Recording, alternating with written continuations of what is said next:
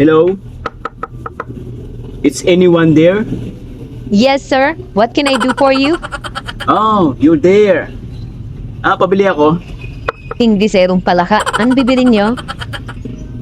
Isang Colgate. Okay, sir. Sa sale lang Okay, copy. Close up po ba? Close up. Colgate nga, Colgate.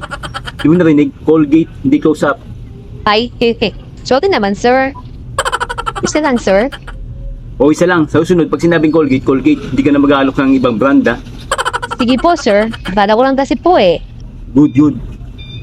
Okay, isang Colgate na hindi close up. Okay, di mo lang. At saka isang, Whisper, regular.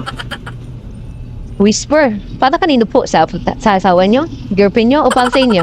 Para sa akin. Hindi para sa akin, lalaki ako eh. Huwag kayong magalit, sir. Para kanino po ba yan? Para sa nanay ko yan.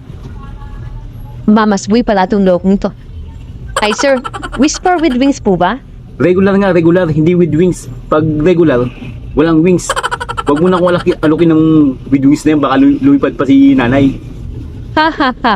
Lintsana ka, kuya. Nilipad si nanay sa with wings. Okay, copy. Okay.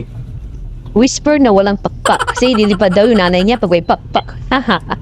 Wala pa ibang tindera dyan? Ikaw lang talaga, Neng? Wala po eh, kay si Lola. Namili ng paninda sa palengke. Lola mo, namili pa. Kasi ang hirap mong kausap, may mga Gen Z talaga kayo. Ang hirap kausap. Ganun po ba? Mas mahirap po kausap yung mga gurang na katulad niyo eh. Sige, naintindihan kita, bata ka pa.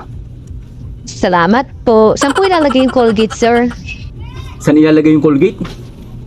Opo, saan po ilalagay yung Colgate? Aba, plastic mo. Ay nako, kuya. Plastic po ba? Puta ka ron. Ano yan, soft drinks? Ilalagay sa plastic? Ha ha ha, visit ka ko yan. Ibaso mo na lang, ibaso mo, yung Colgate. Ay nako, ang hirap talaga kausap ng mga guran. Kaloka. Hindi ko alam kung anong gagawin, Goy. Wala ka nang ibang gagawin, iabot mo lang sa akin yan. Huwag mo na isupot. Ana, Colgate at saka Whisper. Okay, sige kuya, as you wish.